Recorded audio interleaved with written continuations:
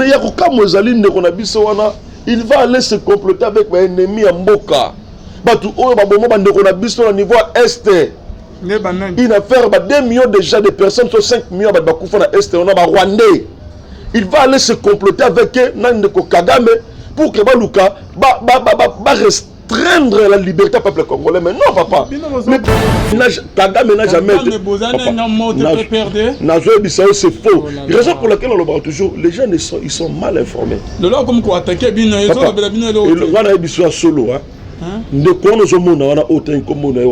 Mutu oyo aboma ba maman na biso na niveau est kuna aboma ba maman na biso na Goma Kivu ainsi de suite. Lelo oyo il devient comment il vient nous donner une leçon de morale. Dans le sens que ba plan macabre o ba signé ne ko fayu le talanga mona ngai talanga o moni ba idée bozala nga mabe bino groupe na yo wana bozala ngona sima o boteka mboka bocha mboka parter to kosuki sabino biso peuple congolais. Pourquoi vous voulez mettre le pays à genoux pour un intérêt égoïste Nous voulons plus ça. Le Congo a pris une bonne allure. Le Congo a pris une bonne allure. Dans le bar toujours de Rafaïlou.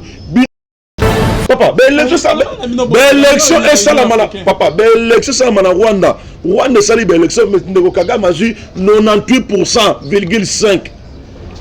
Oh bah belge va le bar, France va le bar 98%. Papa, tout le monde qui est Union africaine, le bas qui est à Toki. Dès qu'on a vu sur Sassou, à Sali, nous savons ce qui s'est passé là-bas. Mais pourquoi Bissot Congolais, ceux qui ont attaqué Kabila Kabange, à Tchaki Libaya, Tony de Kolo Sadare, on pouvait dire, bon voilà, mais Moutou Azui, Azam Moutou Nabiso, c'est un opposant. Mais on va l'ingénier dans Mboka. Bonzambe, na Bonzambe, Lola, Ezofuta bien-aimé dans le Seigneur. Merci, Nabino Nyonsto Bozo, dans Nabiso de partout. Na meilleure suite, Nabino la voix céleste, Nzela, Lola, Eska Bonzambe, et Kitarana Loyemo, Namalobape, Namisala, Bonzambe, na Bonzambe, Lola, Ezofuta Elongo, na Maria Bobette, pauvre, l'angolaise, et depuis Italie, na Pesso Motiscozo, la Nabiso, na pasteur, des amis, si à la bouche autorisée de l'éternel Angamaziri, Kepe, na Philo Mokoya. Motema ya bibense depuis Londres. Maman Gisèle Lukelo Nzamba Lola Amonona papa Emmanuel et na Boston. Les frères Papi Kongé na Azobimisa. Album qui sera sauvé c'est 31 janvier 2019. Oyo à co-distribué gratuit bien aimé dans les seigneurs. Tous à la nation de fond.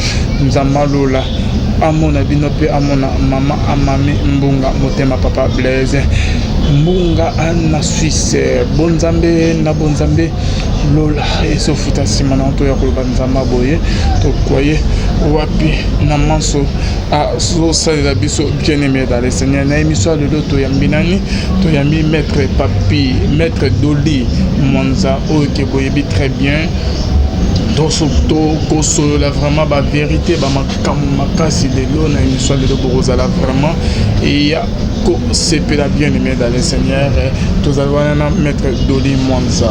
Bonjour maître Doli. Bonjour Ndekolanga Alvin Beya Lobeli ya bana Congo moto ya pesaka bato o bazana bosolo baleka balobela makambo etali mboka na biso. Merci. Maître Doli Mwanza, tu comprendre que tout le monde ozo ganga na cortège ya mituka na omi bale mobimisa na nzela ozo ganga ba poudre ba nini oji Cézanninga na yebilo na FCC ndenge nini victoire ya Félix Tshisekedi koki ko CPSO makasi boye.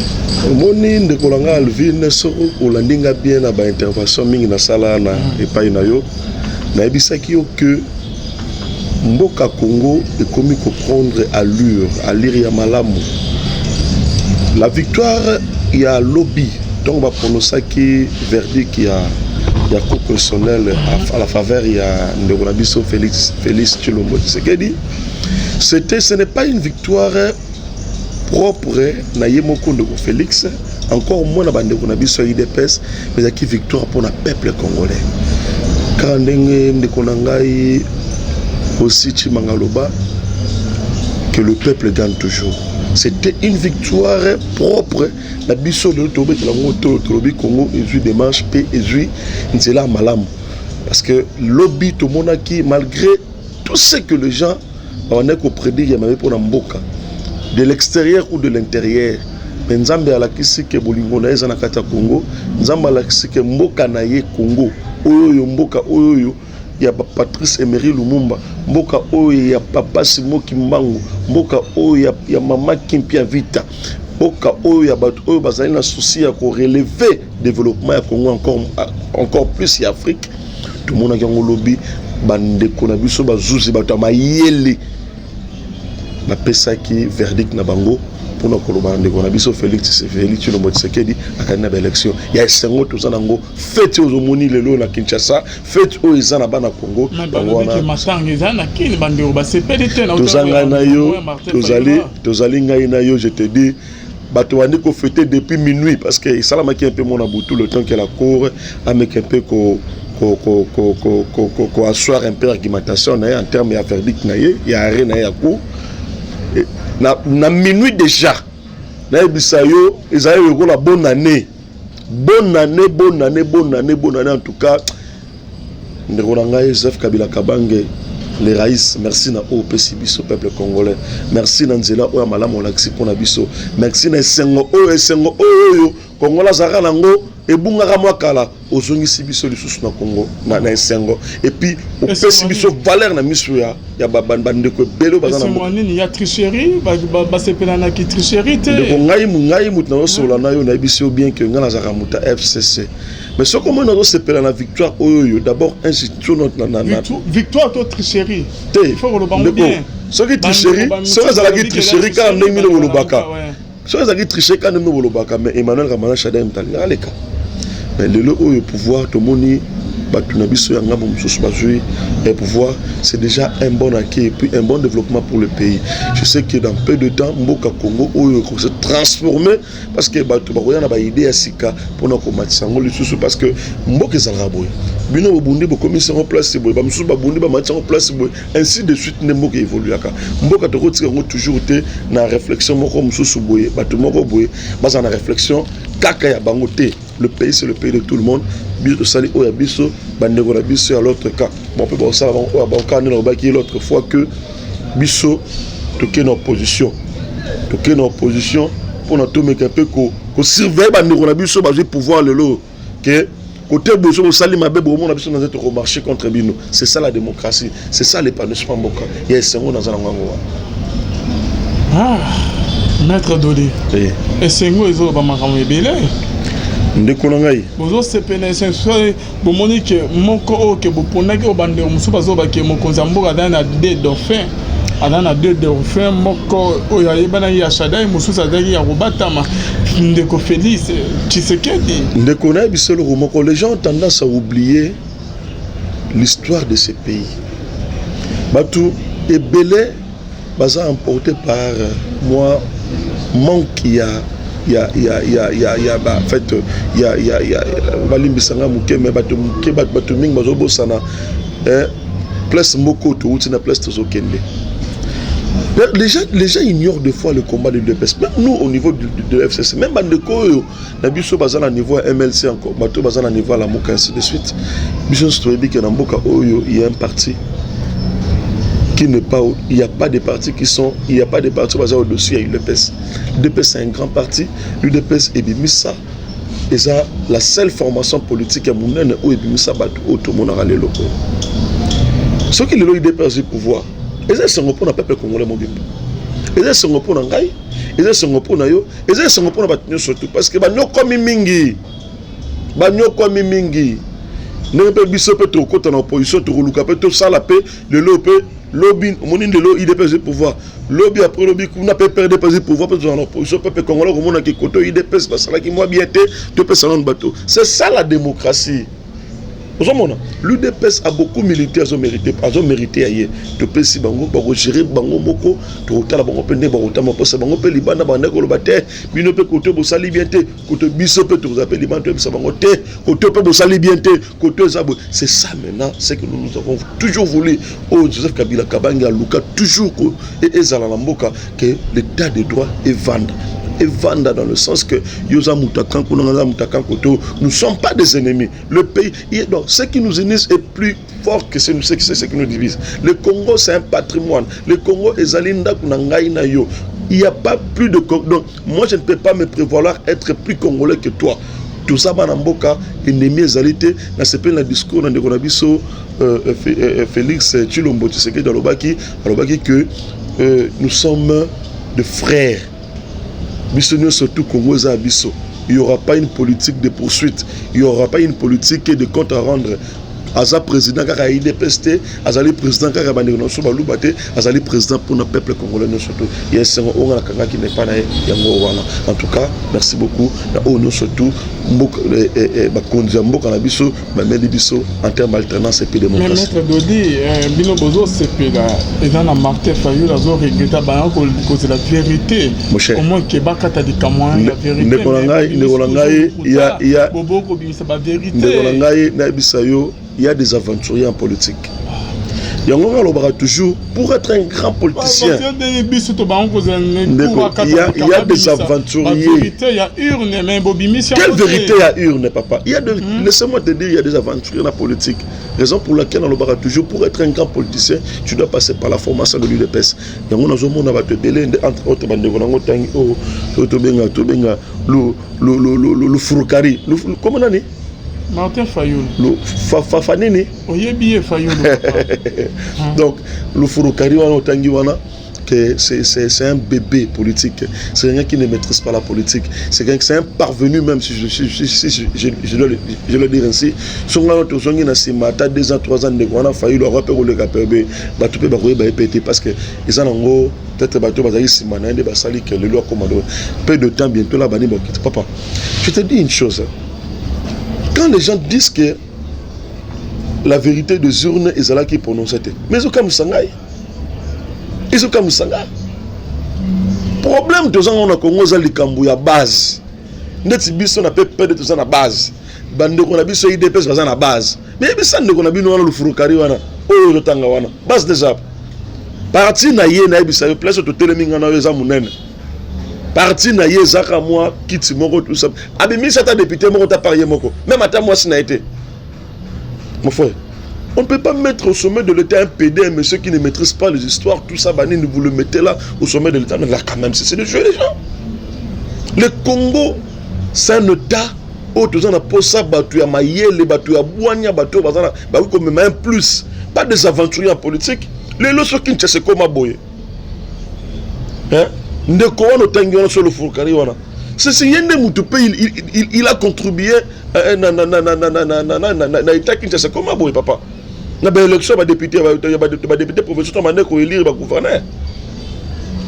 C'est que nous ne voulons pas au pays que des gens qui n'ont pas la maîtrise, pour que mettre le peuple congolais à genoux. Le peuple a fait son choix.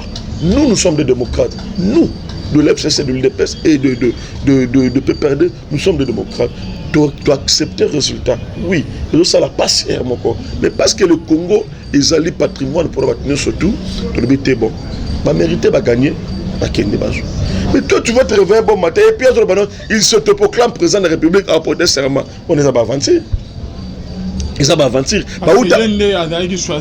Choisi Nanine. Na Kinshasa, papa. Baouti bangono surtout mi balé na niveau nani ya Europe.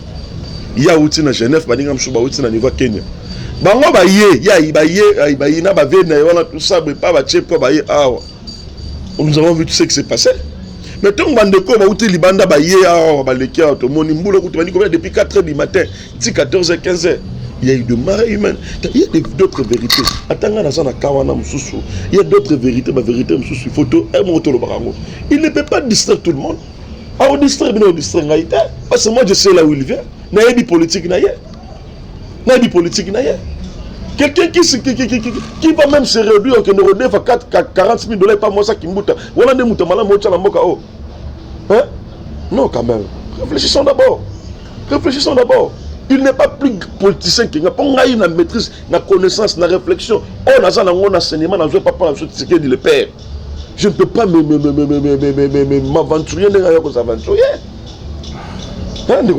Donc, on doit chercher à comprendre les choses. Et puis, il n'y a pas ces années de Ronangaï. Tout ça, il m'a pris un mbok. La CENI, Osagi Moussa, na clarté, surtout, ma petit résultat dans le bango provisoire. que ndeko Félix azui ça qui matin nga na bisonga le la butu mobimba mais parce que ça démocratie au biso mo tondima au président na biso leader na biso Félix et Kabila Kabange on a sur la démocratie, qu'est-ce qu'on peut faire? On a accepté le résultat. Mais il y a aucun Mozaline de Konabissoana, il va aller se comploter avec un ennemi à Mboka. Au niveau est. Il va faire 2 millions déjà de personnes, sur 5 millions de est, on a Rwandais. Il va aller se comploter avec Nandeko Kagame pour que Baluka restreindre la liberté au peuple congolais. Mais non, papa. Le pays ne peut pas. Élection Bandeko Belé, Union africaine. Dis-moi un peu. Jean-Pierre Moïse, Union européenne. Ces gens-là, ces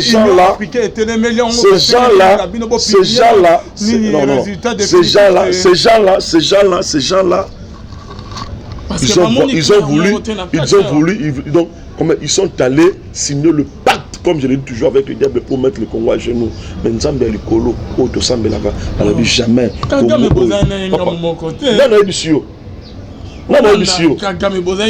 Papa, les Amara Lokuta, papa. Kagame n'a jamais été. C'est faux. Raison pour laquelle on le voit toujours, les gens ils sont mal informés. Le là comme quoi attaquer bien, ils ont bien le. On a eu solo, hein. De quoi nous sommes on a autant comme on a wana. Mut oyo aboma ba maman na biso na niveau est kuna. Aboma ba maman na biso na Goma Kivu ainsi de suite. Le lo il devient comment il vient nous donner une leçon de morale. Dans le sens que nani cour constitutionnel biso ba juge na biso ya bwani ya batama yele entre autres ba professeur Luamba banani banani ba mettre un cool osomono batama kasi ya mayele mingi wana bavanda bazela Union africaine pour européenne nous sona pona nene basala ki ba pacte na bandeko na biso Fayulu Babemba bandeko na biso Moïse Katumbi pour que le temps ba kota bateka ba richesse nyo sotu ya mboka bateki nyo sotu déjà nzambe likolo lobité boyete et rosala ma boyete mboka oyo zu démarche malabu to ke nongo tina suka raison pour laquelle tout c'est la même. Papa, l'élection est ça la mana. Papa, l'élection c'est la mana Rwanda. Rwanda c'est l'élection mais Ndeko Kagame a eu 98,5%. Oh bah belge va le bas, français va le bas 98%. Papa, tout le monde qui est Union africaine le bas qui sont qui atoi. Ndeko na biso Sassou a sali l'élection, nous savons ce qui s'est passé là-bas. Mais pourquoi biso congolais, ceux qui disaient que Kabila Kabange a tchaki libaya ton de Kolo Sadare, on pouvait dire bon voilà, mais Moutou a zui, Asa Moutou na biso c'est un opposant. Mais bah on va l'ingénier na mboka oyo. Qu'est-ce qu'il cherche? Ba plan macabre on va signer on ko fayu le talangai, monangai talanga. On moni ba idée bozalanga mabe bino, groupe na yo wana bozala ngona sima. Oboteka mboka, bocha mboka parter, tokosuki sabino biso peuple congolais. Pourquoi vous voulez mettre le pays à genoux pour un intérêt égoïste? Nous voulons plus ça. Le Congo a pris une bonne allure. Le Congo a pris une bonne allure. Dans le bar toujours de Rufayulu. Pouvoir. Tu ne fais plus partie de l'opposition. Tu fais partie maintenant de la majorité. Nous qui étaient de la majorité hier, nous faisons maintenant partie de l'opposition. Si comme Maramouana, on l'appelle centriste. Zala na place na kuna ya majorité botika son opposition to développer solo papa IDPS la muka cash na la muka bon ça va ba l'opposition te non batika la opposition binomo batika la biso opposition na biso le ba rembrier peuple congolais va faire perdre bandeko na biso belo ba libanda ba battre comment est-ce qu'ils peuvent se situer en termes de politique à Mboka. Le Congo a pris une bonne démarche le mardi. Et aux à la fête pour la République Mobimba, tu aux à la bise de Touana.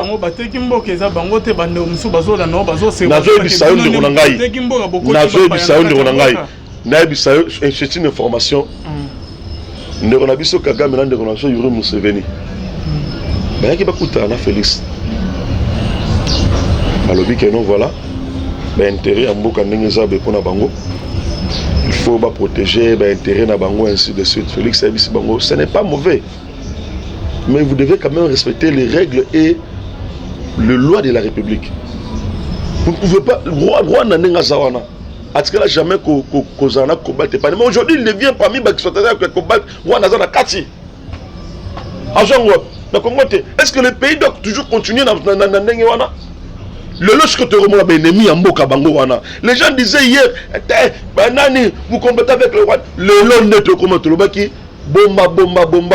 Un jour, nous avons l'action mutakala na yo. Ya moto moni mutakala bato na ndem balingi Congo tambola. Ozo banga te ke Kagame na ndenge ke boboyo kotosa malobo alobaki ke atindela ki bino ke bozela jusqu'à papa ye moya na Congo. Na bisa eloko moko Kagame d'abord quand il va venir. Na lobitanga roya non roya mbaye. Parce que la cour constitutionnelle c'est la dernière institution en Mboka. Oh ceux qui appellent ce résistant est définitif, c'est fini. Il n'y a même pas de voie de recours. Peuple congolais n'a pas permettre Kagame à l'école depuis ceux qui n'ont aéroport à l'école Soka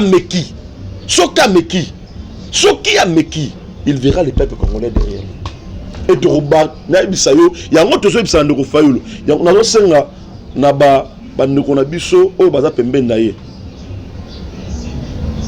Complot au Salina Bandekona Biso à Rwanda, il y a Ouganda, Bandekona Biso à Mindele, pour que créer encore un autre, une autre génocide dans ce pays.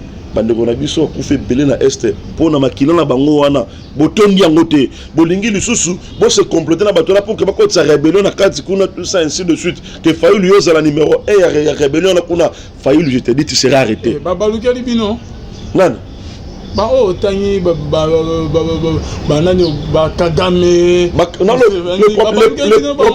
parce qu'ils ont trouvé que il n'a jamais été dans Ngam parce que le Joseph Kabila Kabange, il y a Liboso Ponaye, c'est le peuple congolais.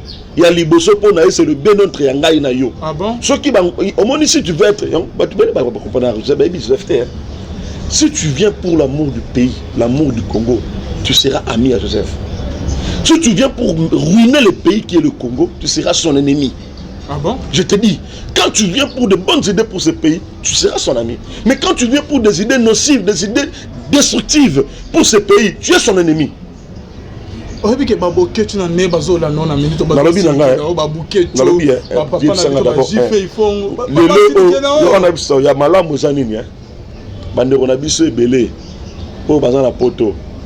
Malheur ya ba o bazana ba diplôme te, malheur ba o bazana ba titre académique. Abi bato bazana ba titre académique te, bato bazana ba diplôme te, peut-être bango na régime o ya lelo o ba za quand même na difficulté pour se positionner.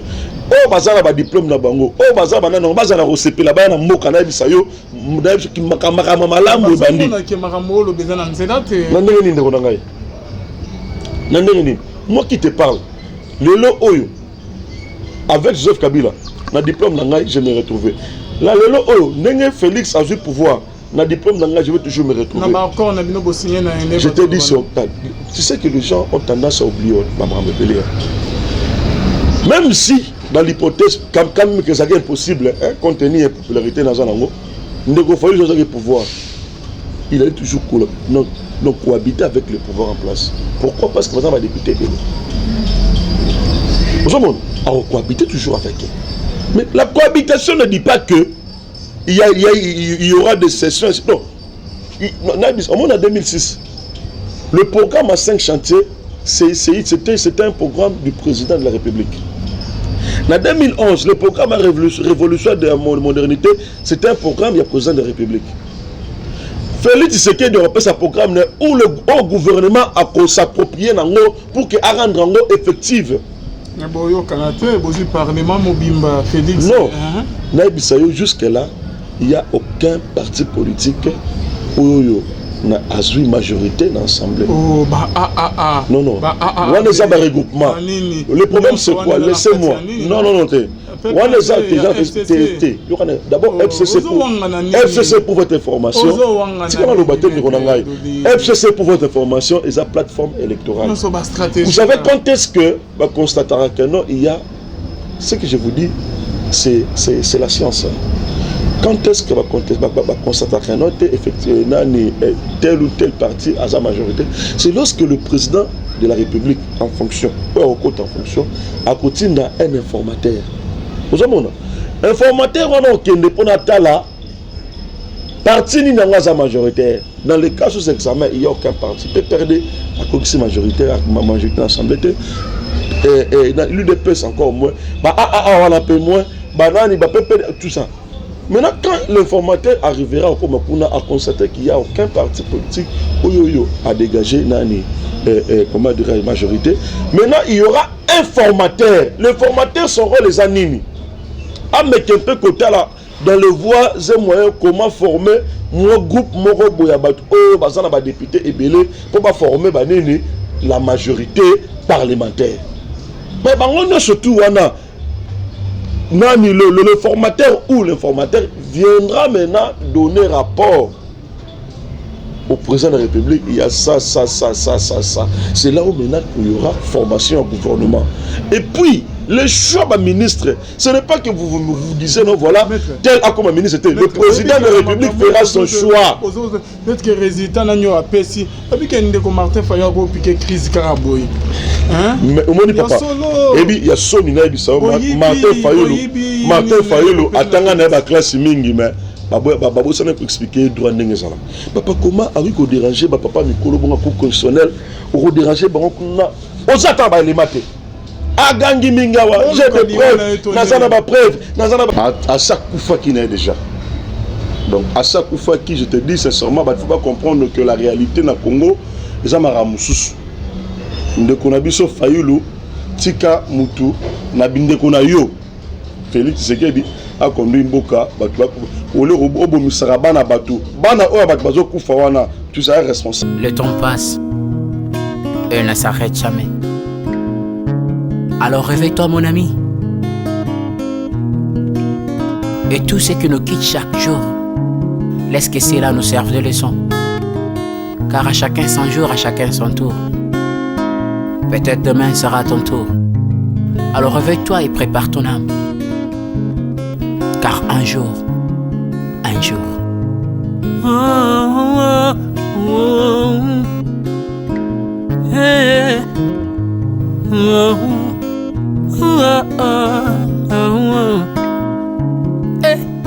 le temps passe, le jour s'envole, s'en va si vite sans laisser de traces. Comment faire pour l'arrêter, car il nous amène vers le jour de départ. Tous efforts avant nous n'ont pu l'arrêter. Il s'en va sans arrêt, sans pitié, ni nous laisse le temps de faire nos bagages, et de tout mener. Le temps passe, le jour s'envole, s'en va si vite sans laisser de traces. Comment faire pour l'arrêter, car il nous amène vers le jour de repas. Tous ces forts avant nous n'ont pu l'arrêter. Il s'en va sans arrêt, sans pitié, ni nous laisse le temps de faire nos bagages et de tout amener. Il s'en va seul sans nous. Faut me perdre tout plutôt que de perdre son âme, À quoi bon tout gagner, ben sera que vanité. À quoi bon tout gagner, perdre son âme si l'on est censé de tout laisser. Moninga, verser le sang de l'autre, demain sera le tour, tu seras seul comme dans un miroir. À quoi bon tout gagner, perdre son âme si l'on est censé de tout laisser. Moninga, verser le sang de l'autre, demain sera le tour, tu seras seul comme dans un miroir. Où tu rendras compte devant le Seigneur toute ta vie sur terre. Après avoir tout gagné, l'on s'en va seul, sans rien amener. Faut me perdre tout plutôt que de perdre son âme. À quoi bon tout gagner, demain sera que vanité. Faut me perdre tout plutôt que de perdre son âme. Perdre son âme. À quoi bon tout gagner, demain sera que vanité. Moninga, tala tangwe koleka moninga, tala bato bako kende. okosala lolendo na mokili okanisi mokili yango yayo etala bato bakoleka ntango ekomema ngai ntango ekomema ntango ekotika moto te bakulutu bayakala basi bakende moninga tala ntango ekomema Papi Charles Mombaya si akenda kala otango eza komema ya mari si akena ye misa mungolo we tala tango ebebi ye papa de baba si akenda kala tango eza koleka ale moloto we si akenda kala potango eza koleka ata mobutu sesese kokukungwendo wazabanga asi akenda kala tango eza koleka Mzee Laurent Désiré Kabila akenda kala tango eza koleka tango ekotika moto te tango ebangaka mokolo te liwa bangaka mokolo te abangaka peleki te abangaka moto mbongo te ayokaka mpe mobola mawa te liwa etango ayaka amemaka moto nyonso tango ekoleka engela bomoi na yo epana yawe tango ekomema engela bomoi na yo mokolo na yo ekoya okokende ndenge nini le temps passe ne s'arrête jamais le temps passe moninga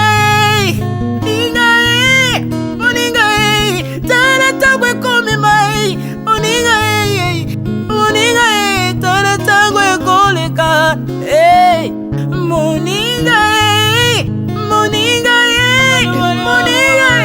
tala tango ekomema moninga tala tango ekomema tango ekotika moto te engela bomoi na yo tala bato bakokende osala ndenge nini okotikala ebende te okotikala ebende le temps passe ne s'arrête jamais le temps passe ne pardonne jamais le temps passe ne s'arrête jamais l'engela bomo moninga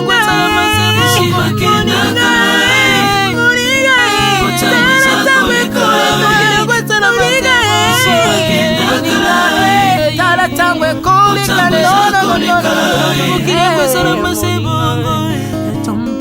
ekolo nyonso bato bakotango eza koleka nalela mpona nini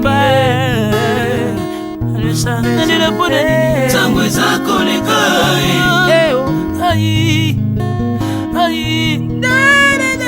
tango eza koleka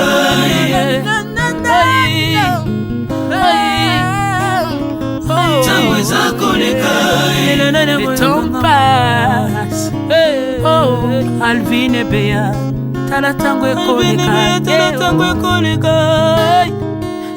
nabongisa bomonanga mpona nini bato bakokende biloko nyonso ekoleka nalelalela ntina nini natangisa makila na boma bato mpona nini soki nyonso ekoleka un jour nabanga kufa mpona nini soki naza putulu ya pamba mokolo ezali na koleka le temps passe